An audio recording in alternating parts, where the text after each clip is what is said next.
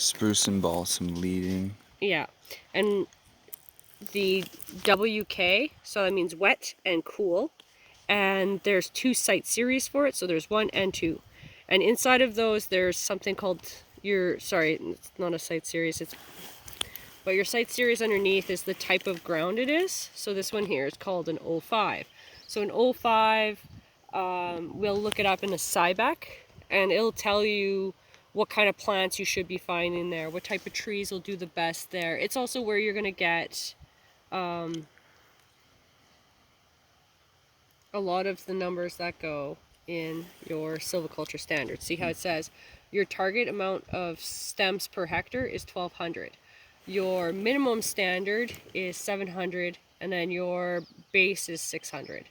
It'll give you what your conifer to brush ratios are. Now this is the one to pay attention to. Minimum inner tree distance. So that means to be a well-spaced tree and to count towards your 1,200 stems, it has to be 1.6 meters away from another tree. And all of that is found in your snap. You'll get an iPad and you'll be able to play with this a little bit and understand it a little bit more. So what we do is, now we know what our tree distance is. Now we go to our species standard, right? It'll say here, so balsam is preferred. And for free to grow, it has to be 80 centimeters tall.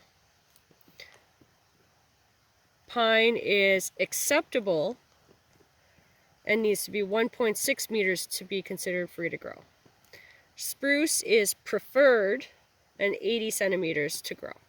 So basically that means when I'm swinging this plot, if I have a spruce right next to a pine, well, I'm going to well space the spruce, not the pine, because I'm looking for more preferred species, not the acceptable species.